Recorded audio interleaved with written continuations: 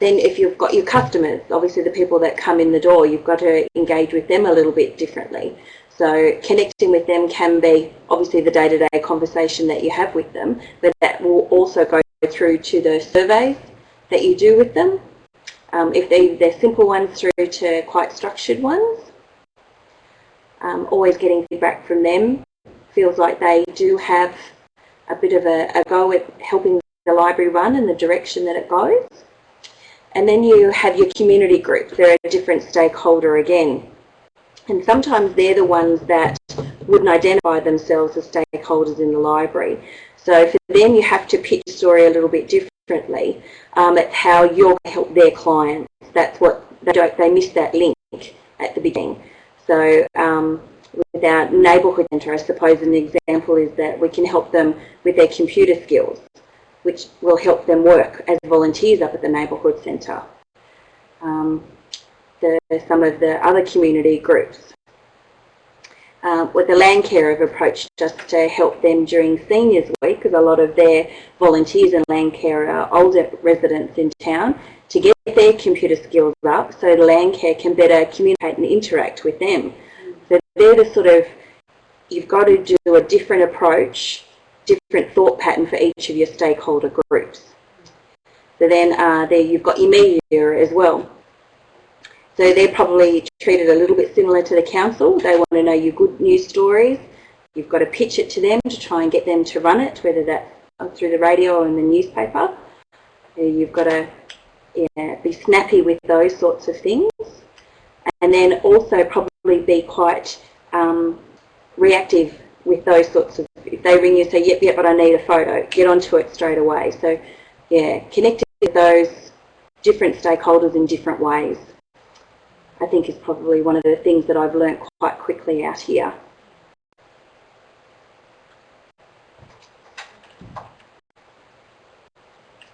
All right. So, do you think it's showing on mark or not? No. No. Okay. Andrea is just reconnecting. Does anyone have any questions they'd like to type up? Okay. Okay, just thinking, Shelley's very clearly identified the stakeholders for you there. As she's been talking, have any of you, in your community situations, the stakeholders that you're identifying in your mind as Shelley was talking? Lorraine, I know you're in a library, Carolyn, Mona, you know, there's quite a few. Have you any other ideas of who in your area specifically you would think you'd like to target and think through how to approach?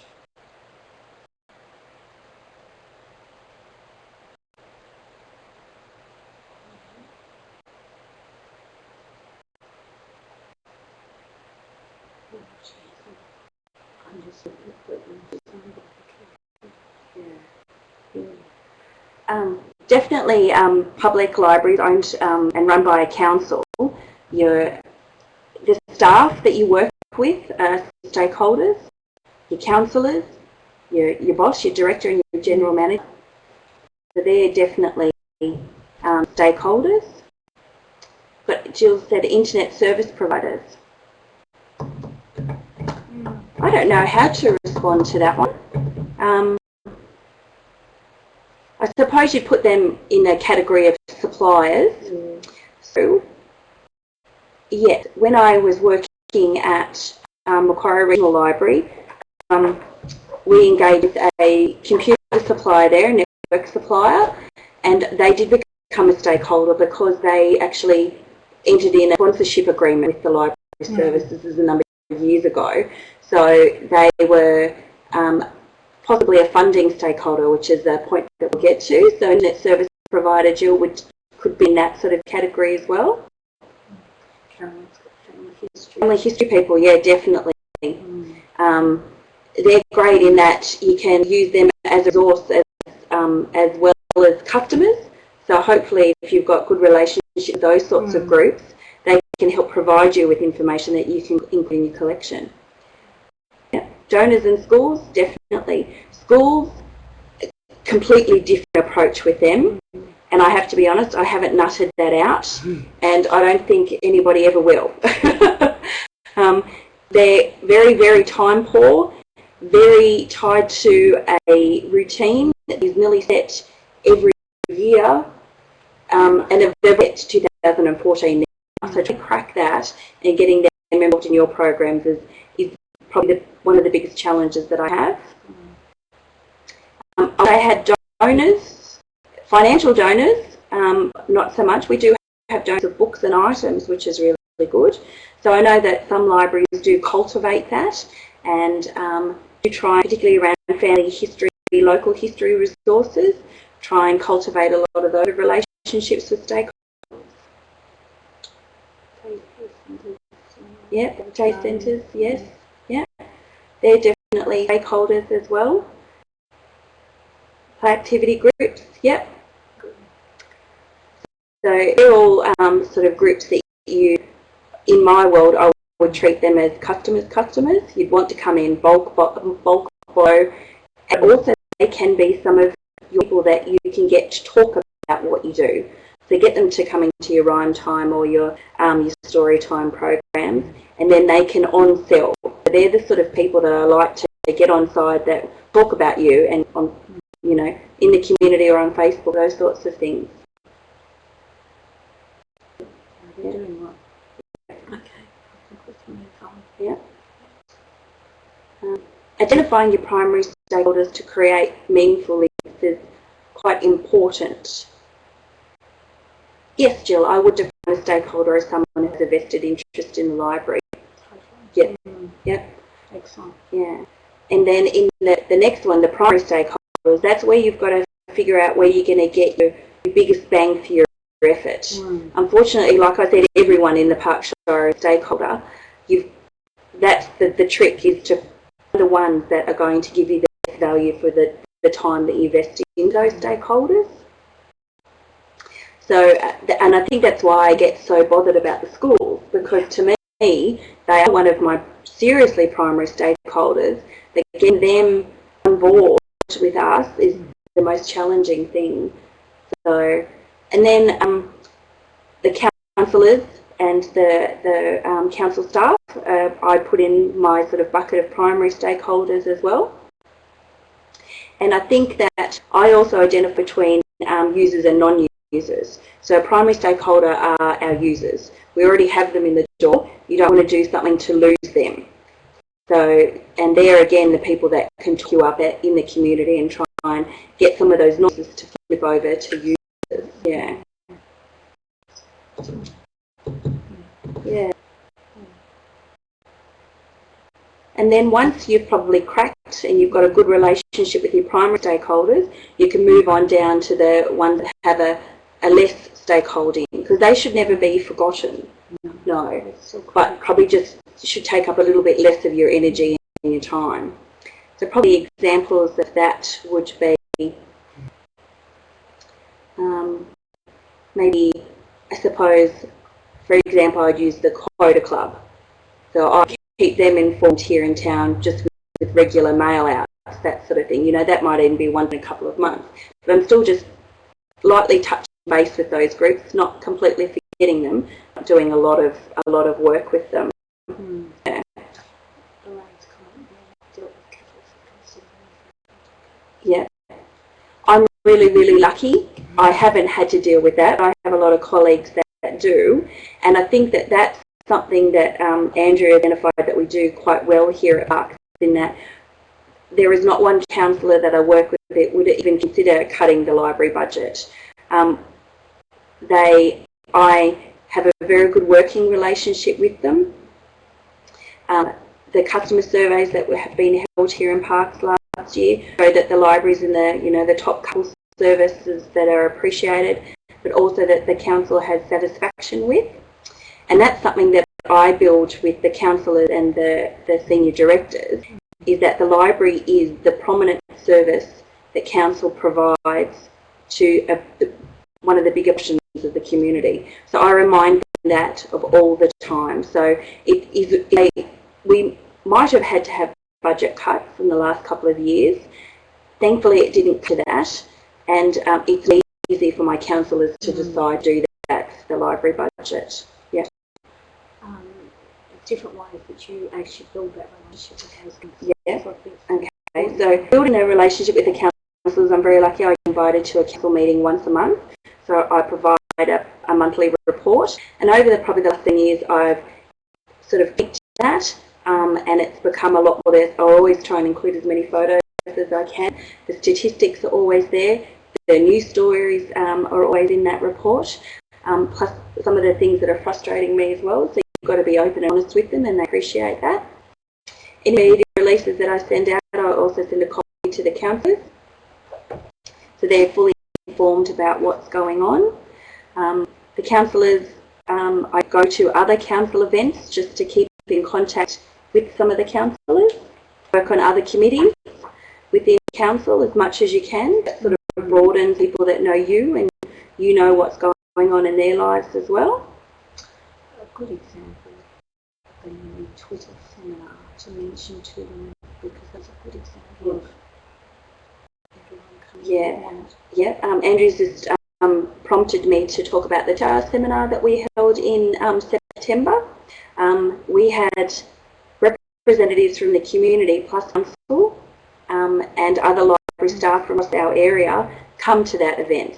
So that's mixing all your different stakeholders, I suppose. It was a very good mix. Yeah, that was good. Different stakeholders, different priorities, and the balancing act. Yep, that drives you crazy every day. Yep.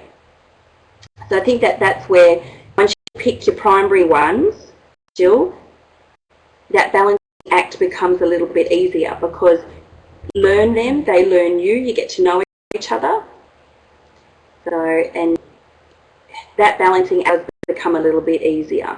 But then once you've got it too easy, you've got to chuck in some of your other ones. So you are always balancing the balls. Yeah.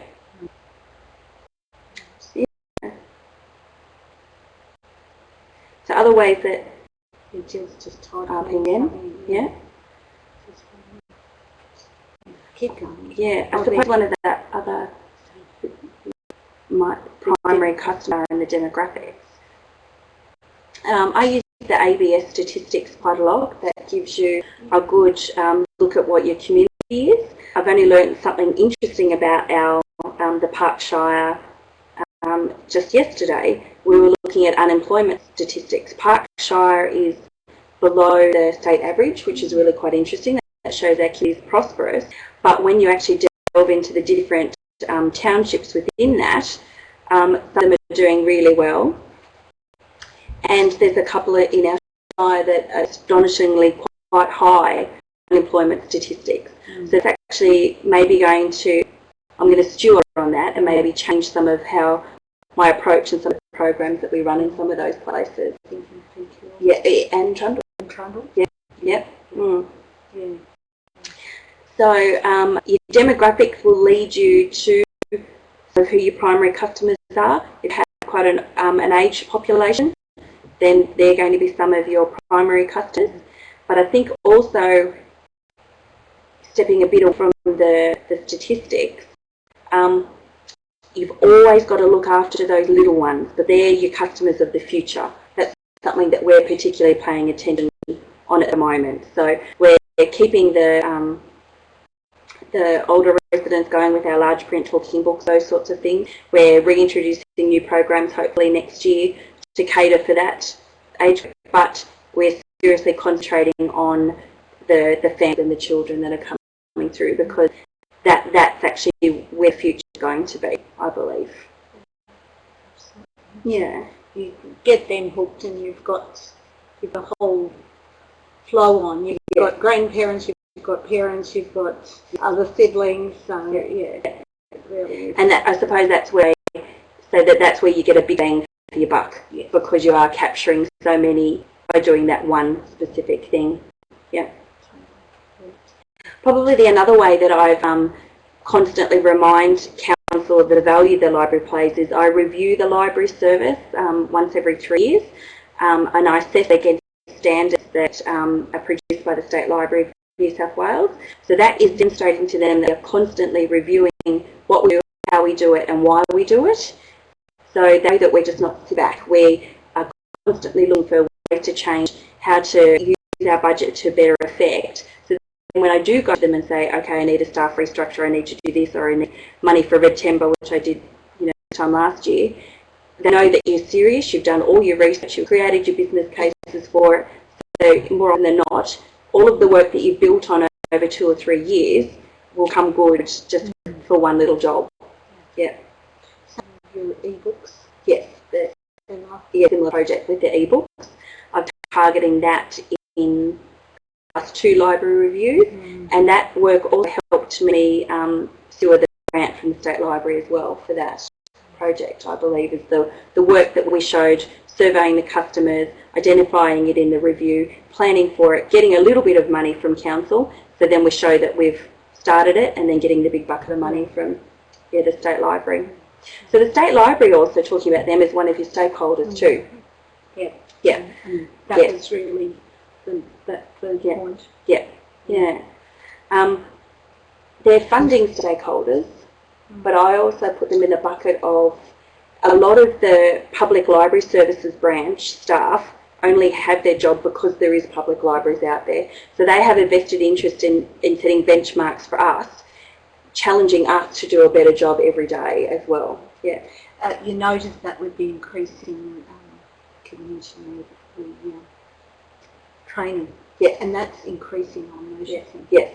The State Library of New South Wales has just completed that training survey right across New South Wales. The results from that are being collated at the moment. They're actually going to be doing a rolling program, structured program about what training they're going to be rolling out. That's good. Yes. It's healthy. Yeah.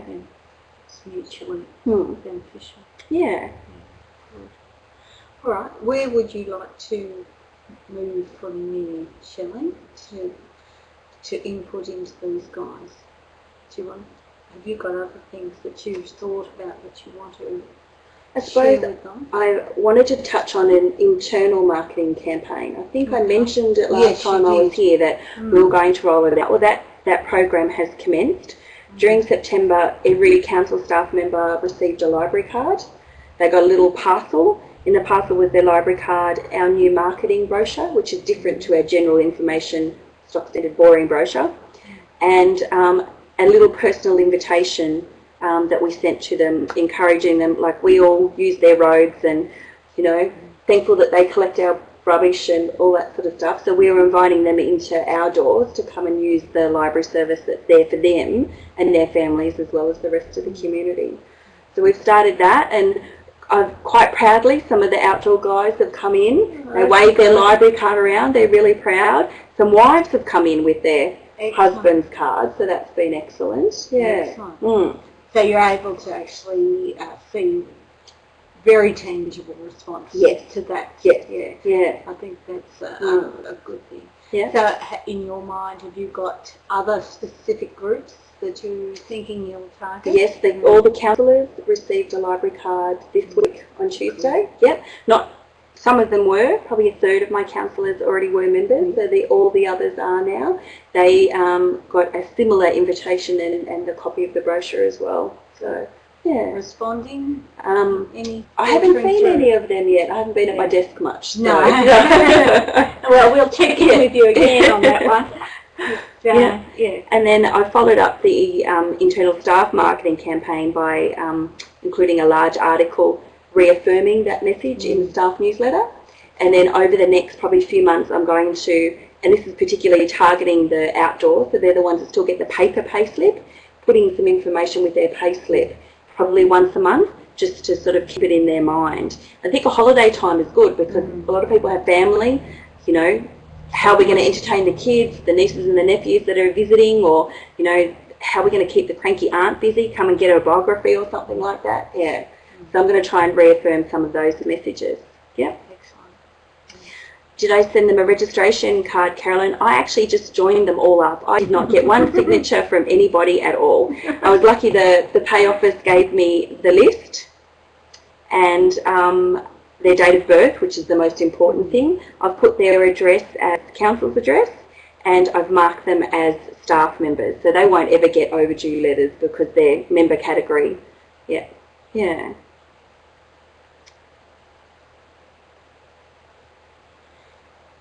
Caroline, your council doesn't support us in that way. Have you asked them? I love asking questions. And it can be, look, this is an idea, I've heard about it, it's working really well at other places, can I try that here? Sometimes I think that we do get a little bit worried about asking questions or taking new ideas to our councils, and that some of it can be unfounded. All they can do is say no to you, but if you say to them, you know, and I can give examples, and we can scan what I did, and you can copy that, use that, or take that to them as example. This is what they're doing at other places. And yep, very happy. Share, steal, beg, borrow. That's what we all need to do in libraries. Yeah. Another thing that I think that, and you have to be careful. Some councils do have quite strict rules around staff interacting with councillors. But if you did see them down the street one day, I'd, you know, still say hi, how you going? If they actually don't know you, introduce yourself. You know, I worked down at the library. You know, there was some great news, this happened. Tell them little personal stories. I love telling my councillors about, I had a little boy come in last week. He picked up one of the little picnic bags, off he went. He had a whole box full of non-fiction. He wasn't even 3. He was so excited he'd been shopping in his library. You know, they're the sort of things that I share with you make it personal for the councillors, probably, yeah?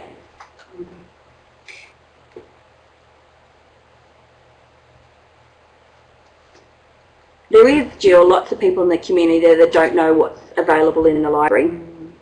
And I think that we do probably exactly what you're doing it. We put it on the radio, we put it in the school newsletters, we put it in the local newspaper. They still don't know. They still come into, oh, but you had that great talk last week. I didn't know about that. You just feel like shaking them. I actually have shook a couple of them, I have to be honest. And I think that's where you need to get your little champions from your current member stock. Get them to on-sell. See if you can get them just to bring a friend that isn't normally, you know. We've actually ran a couple of promotions where it's like, bring a friend with you that doesn't know about the library. And that's worked quite well. Yeah. Trade shows, stands at rural shows. Yes, we have done that in the past. And Peak Hill Library held, Sandy, one of your fellow students, was involved at that at Peak Hill this year. They held a story time as part of the Peak Hill local show. So that can work really well. And they're the sort of things you just got to give it a try and see how it goes. We tried it here at Parks and it wasn't so successful because this show is so much bigger, so many things to do. The last thing they actually want to do is come in and talk to somebody at a stall. But at Peak Hill it was really quite successful at a smaller place. Yeah. All staff have an email address, so why couldn't you use an everyone email address to send it out? Yes, you can do that, Lorraine, but I think I wanted to avoid that in this particular instance because I wanted it to feel like a personal invitation. So that's why I did it, paper copy, something for them to hang on to. And that, because I suppose in my mind I was targeting indoor staff, but I was more targeting the outdoor staff that I don't see so regularly. Yeah. Yeah. Caroline, I think it's a little bit sad that you're not allowed to talk to counsellors about work. And I would like to meet your boss one day and have a chat with him. So if you ever want to bring him up for a cup of tea. Or, you know, my mayor, he's excellent. He also does a lot of work with other councils that don't treat libraries in the same way that we do too. So I'm very lucky in that he's really good. They're down in Golden. Oh, okay. Yep. Excellent. Yep. Okay. Monica and Carol. Yep. So I don't know, maybe Monica and Caroline, talking to your counsellors about the story about the little boy is actually not talking to them about work. That's talking to them about what's happening in your day that they might be interested in. So please, I'm not recommending that you blur the lines here, but that's how I would blur the lines. Yeah. Yeah. You've got to be a bit cunning. Yeah, you do have to be a little bit cunning and you do have to be a little bit sneaky too. We do sneaky things. Quirky. I like Jill's used the word quirky. I like that.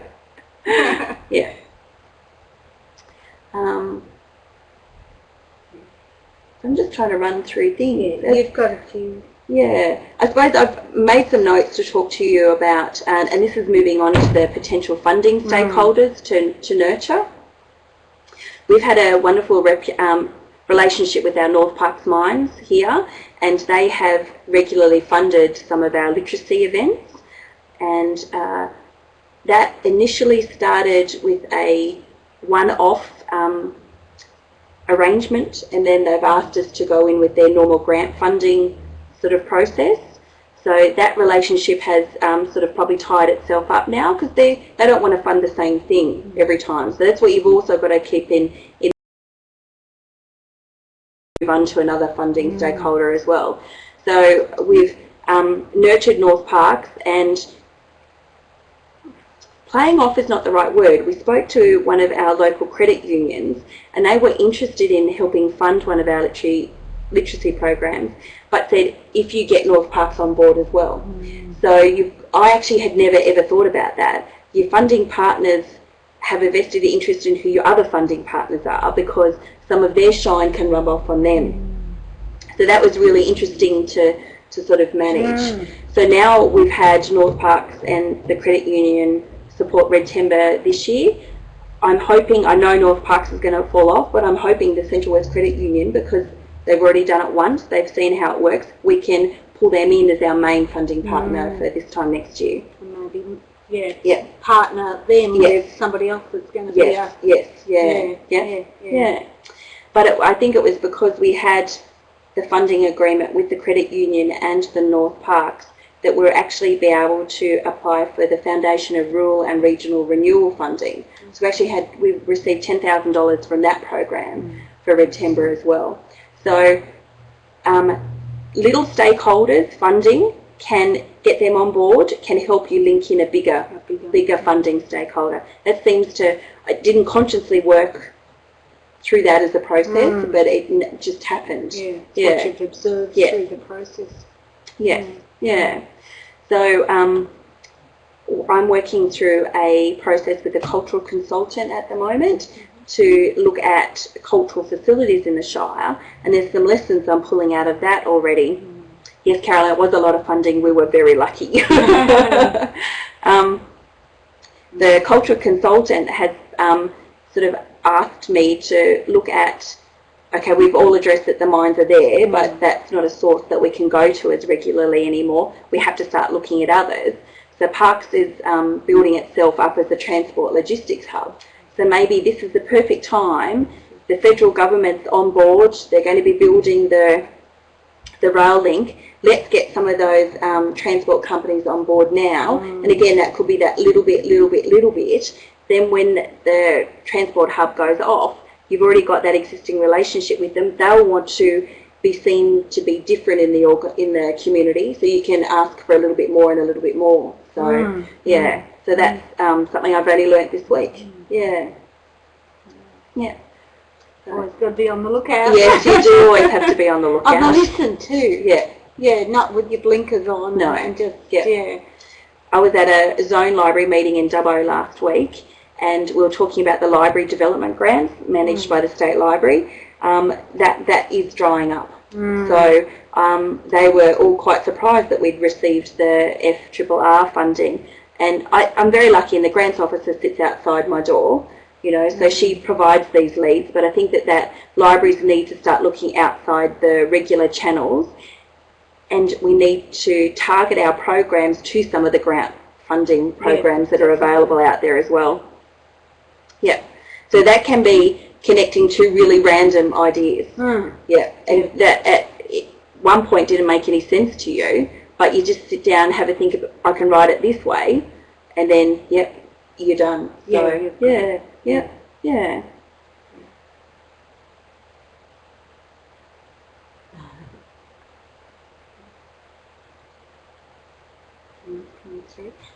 Just ask them if they'd like the mic. Would anyone like the mic on? Andrea's asking. I think you hit the little man with the help waving hand. Nothing.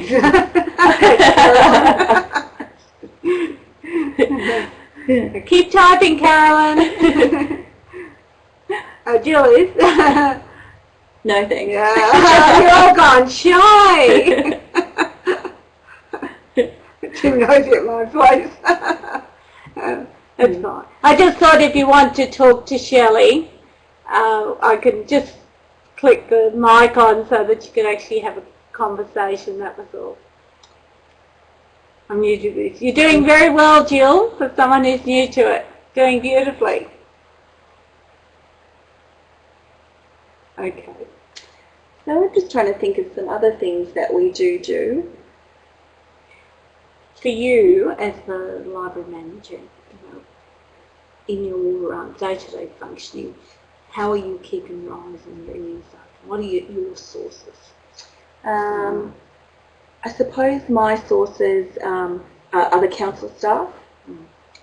They might necessarily be large users, but they have family and friends who are. Sandy's Facebook page that she set up is giving us some really good little bits and pieces of information as well.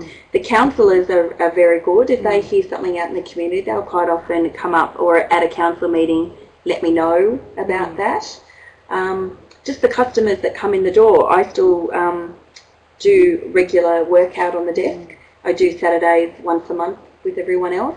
So that is particularly how I keep in contact with, you know, what's happening. Yes, what's happening. What people are thinking. Yes, yeah. Lots of reading as well. So that's the professional, so the Insight, the ALIA publication. I'm on a couple of public library email news lists as well, so that's always going. The ALIA newsletter that's weekly is just fantastic. It's really, really good. I tend to post on our Facebook page. I pull out things I think are relevant for the students. Yeah, I do that as well. I share that round with the staff and sometimes with the councillors as well. The library manager in Orange, Central West Libraries, I know that the public libraries quarterly sort of magazine booklet, she actually gives copies of that to the councillors as well, so they broadly know what's going on in public libraries as well. Yeah, I think it's important that everyone's exposed to everybody's quirky ideas that are happening out there. On the ALIA newsletter there was one about the playgrounds. Someone's designed a library for the kids area that's actually like a playground. Did you see that? Not yet. Have a look. Yeah. Oh, you'd love it. I thought, oh wow. In between all these ramps and play areas, these lovely shelves with books. Yeah. So Jill's asked a question, is there a fine line between stakeholder sponsors and advertising? Are there guidelines about not getting involved with advertisers? I don't have any guidelines that can tell me what I can do and cannot do. Usually when I'm setting up a deal with a stakeholder sponsor, it's quite clear in that deal what we will do, where their logo will be. So that relationship is quite organised up front, so everyone knows what they're doing. Some deals you have to, the sponsors will want to proof everything. Some don't mind at all. Some will want to be represented at every event or speak at everything. Some of them are quite happy to be in the background. So that is a case-by-case basis. So no, Jill, I don't have any problems with getting involved with advertisers. Actually, it's probably a lot of the media releases that we write for our local newspaper are just, we write the stories and send them to the newspaper. They're so short-staffed up there. They don't have a lot of proactive journalist jobs, happening. So you're automatically involved with the advertiser as soon as they become a stakeholder with a vested interest for their gain. Yeah, Lorraine, that's true. I would agree with that. Yeah. The book publishers one that Jill brought up. Book publishers Jill talked about earlier. That's worth having a talk about. Yes, that's a really difficult one. There's a lot of talk about it at the moment. There is a lot of talk, particularly around ebooks. Yes, there is. Yes. And actually, I was privileged this week. We still have Dr. Matt Finch working here in Parks for the next 6 months. He challenged a writer who's writing a story for his PhD. He's running a writer centre down in, I'm going to say Melbourne, Adelaide. I think it was Adelaide. Adelaide it was. Yep. Yeah. And he made a comment that libraries shouldn't even be bothered with ebooks. They're not two places that should meet. So Dr. Matt started a quite interesting, and it became an international conversation through Twitter. And then he's written some quite good pieces on his blog about that as well. So we're really privileged in that we've got that happening in parks, and he's using parks and some of the work he's done in Auckland to sort of, you know, provide different examples to some of the views that are out there about public libraries. Yeah. It is a growing discussion though, generally, even with hard copy books, I think, about publishers. I've posted a few things for them on their Facebook, how some publishers are seeing that if they actually put their books in a library free, even to take, they're getting more purchases, and so publishers are sort of showing greater interest. So publishers are using libraries as a marketing venue. Okay. No. Oh, that's an interesting partnership. Yes. Yep. Be interesting to watch. Yeah, and I suppose if someone approached me to do that, the agreement around that would be, I'd spend a lot of time on and sorting that out. You'd have to be very careful. Yeah, very, very, very careful. Yeah. I think so. Yeah, because you don't want to get yourself into a, you know, a censorship sort of drama, or a collection that's probably skewed one way and isn't general collection. Yep. Yeah. It raises a lot of issues, but it is floating around out there. So. Yeah. But publishers can also, or probably more booksellers, can also be a stakeholder, because a lot of libraries, if they use a couple of booksellers, they can get free things from them for prizes for different things that you run too. So we have achieved that in the past as well. Yeah. Yes. Yeah. Anything else that you can think of? No, That's fantastic. Yeah. I think that's good. So, a lot to think about. Yeah, and I think that we're very lucky here at Parks in that my sometimes unorthodox approach to doing things is not seen as a threat or something bad. And I think that's possibly because if something doesn't work out, we're always honest about that as well. So the good gems get shared with the, you know, the ugly news, you know, in the council rooms and those sorts of things. And so they appreciate that. Yeah. But again, I think it's important that they realise you've built up gradually a great deal of rapport to be able to stand in that position. Yeah.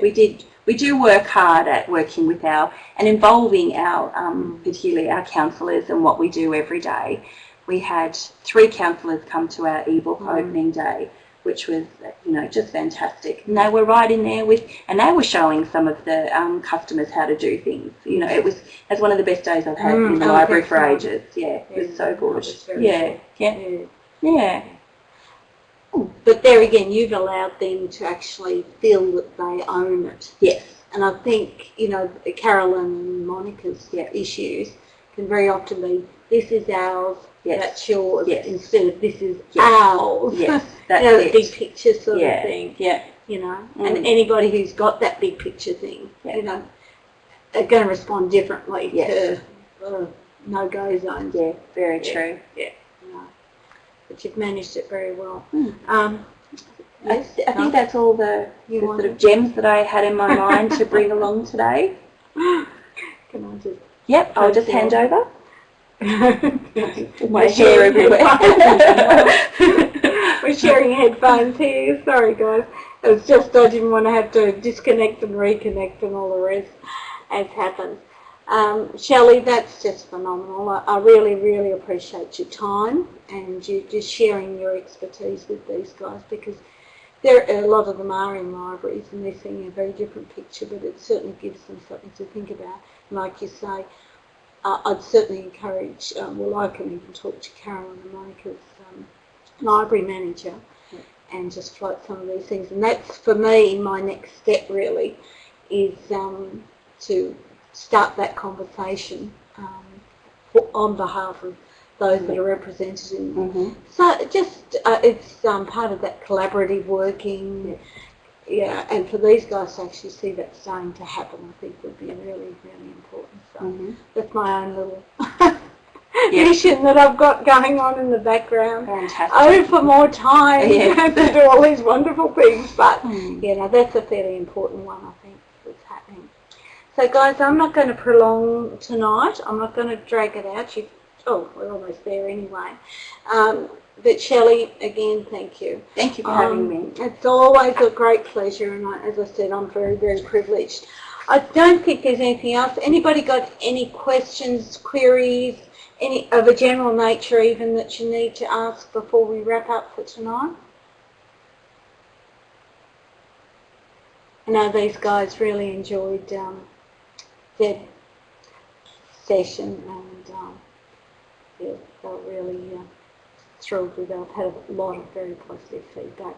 You know, food for thought. Yep. We had one or two library managers actually join us, so that was very valuable. I'll wait till I finish Yeah. Okay, guys. Wonderful. Well, you've got an early mark tonight, but I think you take away with you lots to think about for us to talk about.